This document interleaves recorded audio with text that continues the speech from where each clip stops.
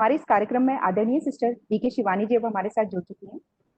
ऐसा कहते हैं कि जब हमारे पुण्य जागृत होते हैं तब संत जनों का से मिलने का योग संयोग बनता है। आज भी बीकानेर टेक्निकल यूनिवर्सिटी के लिए भी ऐसा ही दिन है। मैं अलका स्वामी बीकानेर टेक्निकल यूनिवर्सिटी की तरफ से इस कार्यक्रम में आदरणीय सिस्टर बीके शिवानी जी का हार्दिक स्वागत करती हूँ। मैं आदरणीय कमल बहन का भी स्वागत करती हूँ। आपकी देखरेख में ब्रह्म कुमारी का जो बीकानेर केंद्र है उसका संचालन हो रहा है। प्रकृति के दिए हुए इस अमूल्य मानव जीवन को कैसे जीना है, इस बात को आदरणीय बीके शिवानी जी ने पहले स्वयं जाना समझा और अब हम सब तक इसको बात को पहुंचाने के लिए अपने पूरे जीवन को समर्पित किया है। मुझे लगता है कि देश के बहुत सारे परिवारों के रोजमर्रा के जीवन में आप एक महत्वपूर्ण हिस्सा हैं। ये बात मैं अपने अनुभव से कह पा रही हूँ सिस्टर, क्योंकि जब ये प्रोग्राम के बारे में कि हम इस तरह का एक प्रोग्राम आपका हमारे यहाँ यूनिवर्सिटी में होने वाला है, जब इसका जिक्र मैंने अपने आसपास के सभी लोगों से किया तो उनमें से अधिकतर लोगों ने मुझे यही कहा कि वो आपको रोज सुनते हैं और आपसे सही जीवन जीने की प्रेरणा पाते हैं। और सिस्टर मुझे ये बताते हुए, जैसे भी हमारे ऑनरेबल वाइस चांसलर सर ने भी बताया, कि ऐसा ही एक कार्य हम बीकानेर तकनीकी विश्वविद्यालय में मानवीय मूल्यों की शिक्षा के रूप में भी कर रहे हैं। और अब मैं सर्वप्रथम अपने माननीय कुलपति महोदय से आग्रह करूंगी कि वो आपका स्वागत करें और बीकानेर विश्वविद्यालय द्वारा शुरू की गई मानवीय मूल्यों की शिक्षा के बारे में आपको अवगत कराएं। जी सर। Thank you sir. आदरणीय शिवानी दीदी,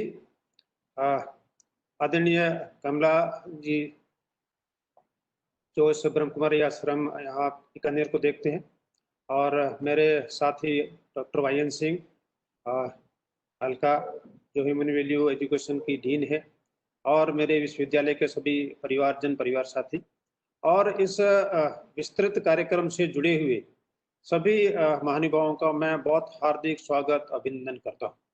मैं समझता हूँ कि ये हमारे विश्वविद्यालय के जो ऑनलाइन कार्यक्रम में से सबसे बड़ा कार्यक्रम होगा। इस नाते हम सभी ये जान के बहुत खुश हैं कि हमने इतना बड़ा एक कार्यक्रम का आयोजन किया है।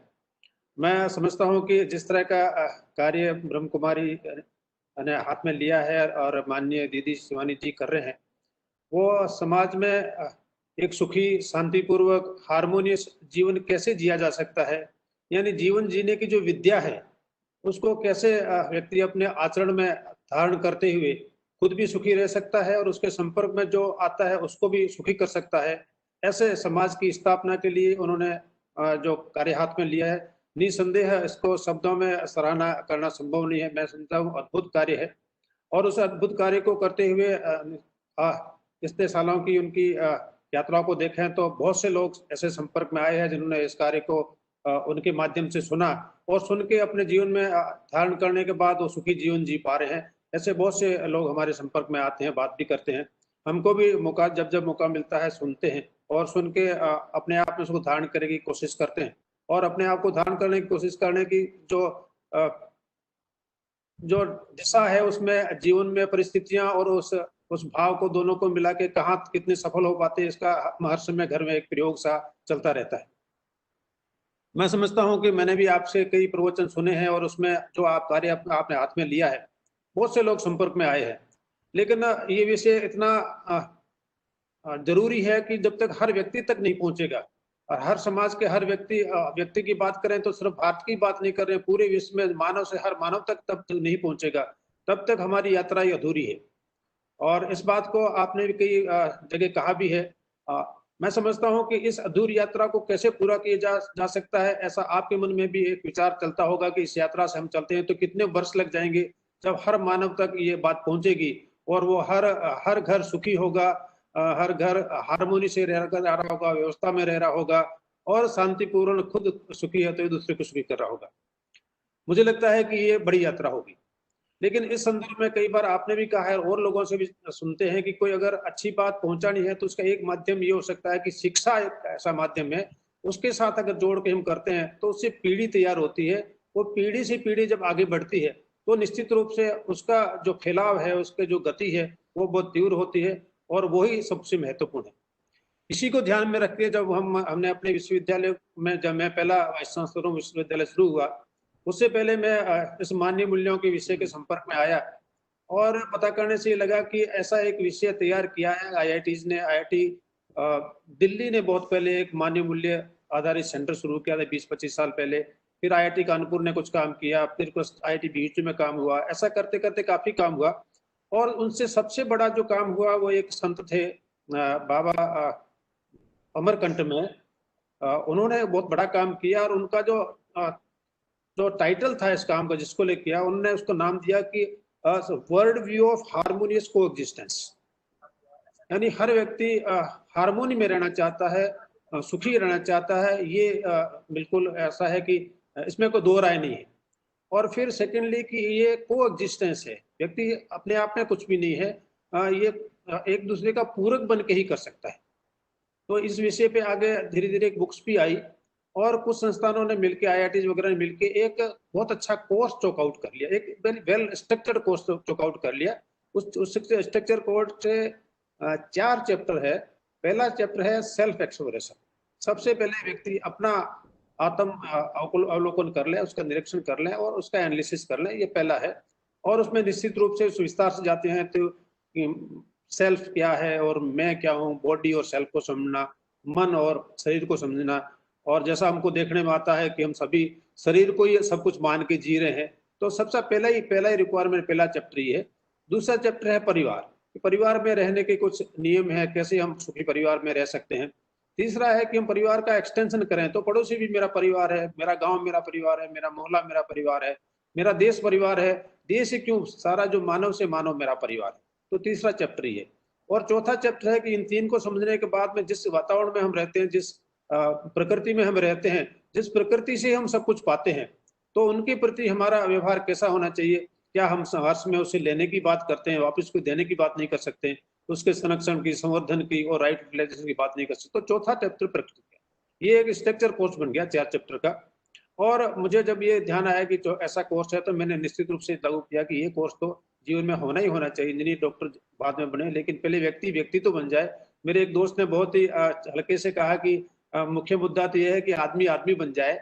वो पंजाबी था, उसने पंजाबी स्टाइल में कहा कि बंदा बंदा बन जाए, बस इतना सा काम हो जाए तो बाकी काम तो हो जाते हैं। मैं समझता हूँ कि उन्होंने जिस तरह से कहा बहुत महत्वपूर्ण बात थी। हमने लागू किया, जैसे ही लागू किया तो मुझे ध्यान आया कि वाइस चांसलर बाई ऑर्डर लागू तो कर दिया, कोई बड़ी बात नहीं है, लेकिन इसको पढ़ाएगा कौन। तो पढ़ाएगा तो वही जो इसको अपने विचार से लेके आचरण तक जी पाएगा, वही पढ़ा पाएगा। क्योंकि विद्यार्थियों को भाषण देने से ये विषय समझ में नहीं आने वाला। भाषण का असर थोड़ा बहुत रहता है, लेकिन उसको अगर आचरण में धारण करना है तो भाषण से काम नहीं चलेगा। तो जो पढ़ाने वाला टीचर है उसके आचरण में आना चाहिए। तो मुझे लगा कि टीचर की ये ट्रेनिंग होनी चाहिए। पता क्या कि जिस कोर्स को बनाया है उन्होंने ट्रेनिंग का सिस्टम भी बनाया है। इसका रेगुलर 8 दिन की ट्रेनिंग होती है, विषय को समझा जाता है, टीचर्स की ट्रेनिंग का मैनुअल भी है। फिर मुझे ध्यान में आया कि मैं अब टीचर्स को भेज तो सकता हूँ, लेकिन ये यात्रा थोड़ी अधूरी लगेगी अगर मैं खुद इस कोर्स में नहीं जाऊँ तो सबसे पहले मैंने तय किया कि वाइस चांसलर खुद ही जाएगा।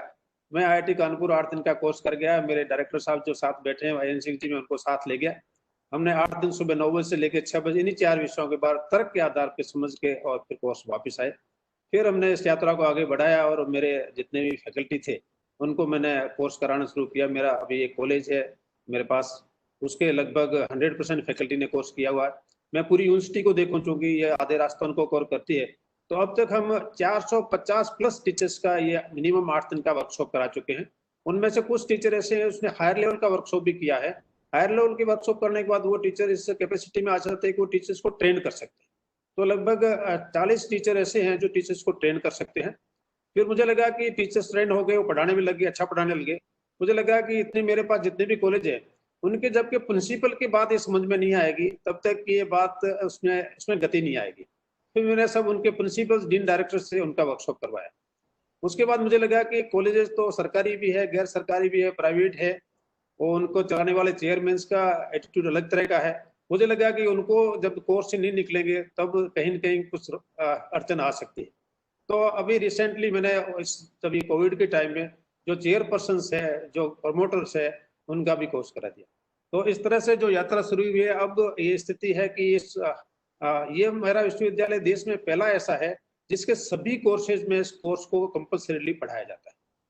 पढ़ाया नहीं, तर्क के आधार पर उसको बताया जाता है, पढ़ाया नहीं, तर्क के आधार बताया जाता है। और इस नाते अब ये स्थिति है कि सभी विद्यार्थी इसको पढ़ते हैं। और इस कोर्स की जो मूल धारणा को अगर मैं समझूं तो एक इस तरीके से प्रेजेंट किया गया है कि हर बात को हैप्पीनेस से जोड़ा गया है कि आप अगर ऐसा करते हो तो हैप्पी होंगे, ऐसा करते हैं तो हैप्पी होंगे। खुद में अगर मन और शरीर को अलग अलग करके देखेंगे कि शरीर की रिक्वायरमेंट अलग है, मन की रिक्वायरमेंट अलग है। शरीर की रिक्वायरमेंट फिजिकल है, भोजन, खाना, पानी, आने जाने की व्यवस्था ये है। मन की रिक्वायरमेंट, उसको सम्मान चाहिए, स्नेह चाहिए, संबंध चाहिए, विश्वास चाहिए, प्रेम चाहिए। और मन के जो रिक्वायरमेंट है वो कंटिन्यूस है कि उसको सम्मान चाहिए, तो ऐसा नहीं कि सुबह चाहिए शाम को चाहिए, उसको तो 24 घंटे हर समय सोते हुए भी चाहिए। अगर सपने में भी अगर कोई अपमान कर लेता है, जगते ही दुख होता है कि मेरा अपमान क्यों कर लिया। तो मैं समझता हूँ कि ये बात समझना जरूरी है और उस बात को हम बच्चों को समझाने में सफल हुए और बच्चों ने महसूस भी किया कि ये जीवन में जरूरी है। उससे थोड़ा आगे बढ़ते हैं, देखते हैं जिस परिवार में हम रह रहे हैं, तो परिवार के सभी लोग अपने परिवार को आगे बढ़ाना चाहते हैं, सभी लोग सुख में रहना चाहते हैं, लेकिन उसके बावजूद भी लड़ रहे हैं। तो इस संबंध बहुत महत्वपूर्ण विषय है, इसको बच्चों को समझा होना समझा, और उसके संबंध का जब एक्सटेंशन देखा तो मानव से मानव के संबंध को समझा, और मानव से संबंध को समझने के बाद प्रकृति से संबंध को समझा। इन 4 विषयों को हम अच्छी तरह से उनको बता पाए और इसको इस तर्क के आधार पर बता पाए कि आप अल्टीमेटली अगर ऐसा करते हैं तभी सुखी हो सकते हैं। जैसे मैं उदाहरण के लिए बताऊं कि अगर परिवार में रह रहे हैं तो विश्वास जो है वो पहला फाउंडेशन है, और विश्वास अविश्वास के कारण भी छोटी मोटी बहुत सारी लड़ाइयां होती रहती। तो विश्वास समझने में व्यक्ति कहता है कि खुद को तो हमेशा वो इस स्थिति पे रखता है कि मैं तो ठीक ही कर रहा हूँ, मैं अगर 100 बार गलती करता हूँ तो मैं तो ठीक ही करता हूँ, और दूसरा अगर एक बार ही गलती मान तो यही कहता है कि मुझे तो पता था आप ये करने ही वाले। तो ये जो भाव है इंटेंशन का, इसको समझने की जरूरत है। तो इंटेंशन को, भाव को समझ सके, फिर विश्वास से सम्मान तक जाते हैं, सम्मान से स्नेह तक, वात्सल्य तक, ममता तक, और अंत में है जो कंप्लीट वैल्यू जिसको कहा है दैट्स लव, प्रेम। तो इस तरह से इस विषय को हमने आगे बढ़ाया और चलाया और बहुत सक्सेस कर रहे हैं। और इसकी सबसे बड़ी जो खासियत है कि ये अल्टीमेटली ये कहता है कि आप इस जिस तरीके से बताया कि आप इससे सुखी होने वाले हैं, यानी उसको व्यक्ति को लगता है कि ये मेरा अपना विषय है, मुझे पढ़ना है। और फिर इसको पढ़ते हुए अंत में इसको कि ऐसा नहीं कि हमने कह दिया या हम सीख के आ गया, टीचर हमारा सीख के आ गया है, आप इसको मान लो। इसमें डू और डोंट्स नहीं है, ये तर्क के आधार पर समझना है। ये प्रपोजल है आपके जीवन का, आपको लगे कि प्रपोजल वायबल है, मेरे ऊपर चल सकता है तो लागू कर ले, उसको चला के देख ले, और चल जाता है तो उसको धारण कर ले। सबसे बड़ी खासियत है कि ये जो जितना भी जो कुछ पढ़ाया जा रहा है वो यूनिवर्सल है, यानी जो मेरे पे भी लागू होता है, आप पे भी लागू होता है, भारत में भी लागू होता है, अमेरिका में लागू होता है। ये व्यक्ति आधारित नहीं है, समय आधारित नहीं है, स्थान आधारित नहीं है। से उदाहरण के लिए मेरे को सम्मान एक विषय है, तो सम्मान मुझे भी चाहिए, हर दूसरे व्यक्ति को भी चाहिए, सुबह भी चाहिए, शाम को भी चाहिए, हिंदुस्तानी को भी चाहिए, पाकिस्तानी को भी चाहिए, यूरोपियन को भी चाहिए। तो इस तरह से जो भी विषय है ये यूनिवर्सल है। फिर ये राशनल है, इसको इसको तर्क संगत आधार पर बताया जाता है। और फिर तीसरा अपने आप पे लागू किया जा सकता है, वेरीफाइबल है, और वेरीफाइबल होकर चलते हैं तो जीवन को हार्मोनी से जी सकते हैं, और हार्मोनी से जी सकते हैं तो सुखी हो सकते हैं। तो इस तरह से इस विषय रखा गया है। दूसरी हमने बहुत बड़ी चीज की है जो मैं निश्चित मुझे बताने में बहुत खुशी होगी, आपको जरूर बताऊंगा, कि कोविड के टाइम मेरी फैकल्टी ने कमाल कर दिया। ये देश में पहली बार ऐसा हुआ कि जब चारों तरफ हर कोई डरा हुआ है, बच्चे भी डरे हुए, बच्चे तो क्या हम सभी लोग डरे हुए, पूरा संसार भी डरा हुआ है, तो सब लोग डर की ही बातें कर रहे थे। हमारी फैकल्टी ने कहा है कि बच्चों को डर की बातें नहीं करेंगे, ये मानवीय मूल्यों का जो विषय है ये ऑनलाइन वर्कशॉप के माध्यम से बच्चों को बताएंगे। 1 वीक का वर्कशॉप बच्चों को हमेशा 3 घंटे इन्हीं 4 विषयों के एक करके बताया। और वीकेंड पे जब सबके फीडबैक लिए गए, मैंने पूरे फीडबैक उसको सुना और रिकॉर्डेड फीडबैक है, उसमें सभी बच्चों ने जिस तरह से इस बात को रखा कि उन्होंने कहा कि ये सुनने के बाद हमको ये समझ में आ गया कि हमारी फिजिकल फैसिलिटी की नीड कितनी है, हमारी जरूरतें कितनी है, उनको समझ में आ गया। अभी तो हम शरीर को ही सब कुछ मान के सोच रहे थे ऐसा होगा वैसा होगा, हमारी मिनिमम रिक्वायरमेंट ये समझ में आ गया, और हमारी स्किल कितनी है दोनों समझ में आ गई। और ये दो समझ में आने के बाद तीसरी जो महत्वपूर्ण चीज समझ में ये आई कि इन दोनों को हासिल करने के लिए हम श्रम पूर्वक क्या कर सकते हैं, जो हमको करना चाहिए, ये समझ में आ गया। यानी इस पूरे सृष्टि में हमारी क्या भागीदारी बनती है, भागीदारी की समझ होगी, और भागीदारी का निर्वहन करने के लिए वो तैयार है। इतना ही नहीं, हमने विद्यार्थियों को यह कहा कि चूंकि आप घर में हैं तो आपके छोटे बड़े भाई बहन इससे जुड़ना चाहें तो जुड़ सकते हैं, देख सकते हैं, आपके माता पिता जुड़ना चाहें तो जुड़ सकते हैं। उनके ही फीडबैक लिए, वही बहुत उत्साहवर्धक थे। और बाद में कुछ बच्चों ने तो हमको ये कहा कि सर हमको 1 से ज्यादा लिंक चाहिए। हमने पूछा 1 से ज्यादा क्यों चाहिए, तो उन्होंने बताया कि मेरे मम्मी पापा कहते हैं कि हम अलग बैठ के इसको सुनेंगे, तो ये एक हमारे जो प्रोग्राम थी इसका टेस्टिंग था कि इसको कितना वायबल है, कैसा चल सकता है। वो जो 250-300 बच्चों का पहला वर्कशॉप कराया, उससे उत्साहित होके अब ये स्थिति है कि पिछले 2 महीने में हम लगभग 3,500 बच्चों का वर्कशॉप करा चुके हैं, जून और जुलाई में। और ये मैं समझता हूँ कि मेरी यूनिवर्सिटी सरकारी यूनिवर्सिटी है, मैं जो मेरा कॉलेज है वो सरकारी कॉलेज है, और सरकारी सिस्टम में आप सभी लोग अच्छी तरह से समझ सकते हैं कि इतना काम जो टीचर कर ले, ये अपने आप में एक आश्चर्य है। मैं समझता हूँ ये तभी संभव हुआ कि वो सभी टीचर इस वर्कशॉप से निकल के आए थे। वर्कशॉप से निकलने के बाद उनको पता लगा कि हमारी क्या भागीदारी है, हमारी क्या जिम्मेवारी है, और उसका निर्वहन हम कैसे कर सकते हैं। उनको ये पता लग गया कि हम एक पीढ़ी को तैयार कर रहे हैं, हमको सामान्य शिक्षक नहीं, हम पीढ़ी को तैयार कर रहे हैं। जब पीढ़ी को तैयार कर रहे थे, हमारी जिम्मेवारी ये बनती है कि ये जो कैसा व्यक्ति बनेगा, व्यक्ति निर्माण का काम भी सबसे पहले हमारा है। और अब तो मुझे और कहते हुए अच्छा लगता है कि उन्होंने और अगले टास्क लिए है कि कम से कम 4,000 बच्चों का और इस अगस्त जुलाई आधी अगस्त के महीने में कराने वाले हैं।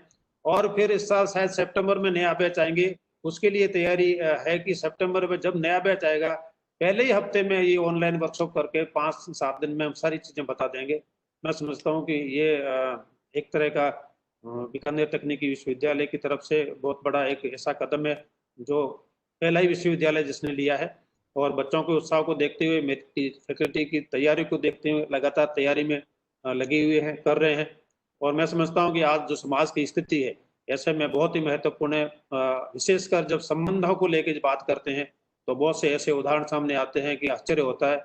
एक छोटा सा उदाहरण मैं आपके सामने रखूं। थोड़े टाइम पहले दिल्ली में एक IAS ऑफिसर ने सुसाइड कर लिया। बाद में जो सुसाइड नोट को पढ़ा गया तो उसने कहा कि मैं मेरी पत्नी और माँ के झगड़ों को समाधान नहीं कर पाया, इसलिए मैं अपना जीवन समाप्त करता। आप समझ सकते हैं कि जो IAS ऑफिसर जिसको पूरे जहां वो उसकी पोस्टिंग होती है, सबकी समस्याओं को समाधान करने की जिम्मेवारी होती है, वो अपने घर की समस्याओं को समाधान नहीं कर पाता, तो कैसा व्यक्ति तैयार कर रहे हैं, ये विषय ध्यान में आता हूँ। मेरी सारी जो एजुकेशन, मेरी नौकरी सारी एजुकेशन नहीं, मेरी नौकरी सारी कोटा में हुई। तो कोटा में क्योंकि बहुत सारे बच्चे कोचिंग के लिए आते हैं और उन बच्चों में इस तरह की बहुत समस्या देखी जाती है। एक में उदाहरण जो मुझे बार बार ध्यान आता है, मुझे बहुत उद्वेलित करता है, परेशान करता है। एक बच्चा MBBS की नीट की तैयारी कर रहा था और उसने सुसाइड कर लिया। उसके पिताजी भी डॉक्टर थे। जब उसके सुसाइड नोट को पढ़ा गया तो उसने कहा, मेरे पिताजी जब भी बात करते थे मुझे यही पूछते थे कि तुम्हारे इस टेस्ट में नंबर कितने आए हैं, नंबर ठीक नहीं आ रहे, तुम पढ़ाई ठीक से नहीं कर रहे हो, तुम हमारा इतना खर्चा कर रहा हूँ, तुम इतने पढ़ रहे हो, मैं तुम्हारे लिए ऐसी व्यवस्था कर ली है। ऐसा सब लिखा उसने, बड़ा लेटर लिखा। और आज भी जब पिताजी ने मेरे से बात की तो मेरे से यही पूछा और डांटा। लेकिन आज मेरा जन्मदिन था, आज उन्होंने ये भी नहीं पूछा कि बेटे तुम्हारा जन्मदिन है, कैसे हो, कैसे मना रहे हो, आज ये करना। इसको सोच के मुझे इतना दुख हुआ, मैं अपनी जीवन लीला समाप्त कर रहा हूँ। मुझे लगता है ऐसी चीजें मुझे बहुत निश्चित रूप से, मुझे क्या सबको ही परेशान करती है। ये हम अपने बच्चों को कैसे तैयार करते हैं, माँ बाप समझते हैं कि हम उसकी बहुत केयर कर रहे हैं, लेकिन केयर करते समय वो क्या केयर करते हैं, क्या सब सुविधाएं उसको प्रदान करना ही केयर है, या केयर का कुछ और भी मीनिंग है, ये सारे समाज को और परिवार को जानने की जरूरत है। हमें बहुत से लोग क्वेश्चन करते हैं कि बच्चे को तो स्कूल में सिखाने की जरूरत है, या पेरेंट्स सिखाते हैं, बच्चा तो जन्म से ही सीखता है, आप कॉलेज में ये क्यों कर रहे हैं, ऐसा क्वेश्चन भी बहुत से लोग करते हैं। लेकिन हम समझते हैं कि अगर किसी जगह शुरू हो जाए तो उसमें कोई बुराई नहीं है। और मैं ये समझता हूँ कि अगर हमारा विद्यार्थी अगर सीख जाता है तो यही विद्यार्थी तो आगे तुरंत समाज में जाने वाला है, तो वो पेरेंट्स भी बनने वाला है, एक पीढ़ी तैयार होने वाली है। अगर उनको अगर जीवन में ये बात समझ में आ जाती है कि उसकी 4 स्तर के जीवन में भागीदारी क्या है और इस भागीदारी को सुनिश्चित करके अपने आचरण में ला सकता है, तो निश्चित रूप से बड़ा काम हो सकता है। और इस बड़े काम की जो गति बनेगी, अगर पूरे देश में इस तरह के शिक्षा के माध्यम से लागू हो जाए तो बहुत जल्दी हो सकता है। और जिस सभी काम के लिए आप सब लग रहे हैं, मैं समझता हूँ कि उसी कड़ी में हम भी आपके साथ हैं। और आपको बुलाने का मैं ऑनेस्टली बताऊं, पर्पज ये था कि जो हम कर रहे थे, हम बताना चाह रहे थे आपको, मैं सब कर रहे हैं। मैं शायद यही सोच के कहा कि जिस लाइन में आप कर रहे हैं हम भी उसी लाइन में ही काम कर रहे हैं, इसलिए आपका मार्गदर्शन भी चाहते थे, आपको बताना भी चाहते थे। आप पूरे संसार के लेवल पे ऐसा काम कर रहे हैं, हमने अपने विश्वविद्यालय पे इतना काम किया है। और मैं अंत में आपसे ये उम्मीद रखता हूँ कि जब भी मौका मिलेगा आप इस तरह का मार्गदर्शन हमको देते रहेंगे। एक बार मैं बहुत आपका आभार व्यक्त करता हूँ और आपको सादर प्रणाम करता हूँ। बहुत बहुत आभार। धन्यवाद सर। अपनी यूनिवर्सिटी की पूरी जर्नी आदरणीय सिस्टर शिवानी जी के सामने रखने के लिए।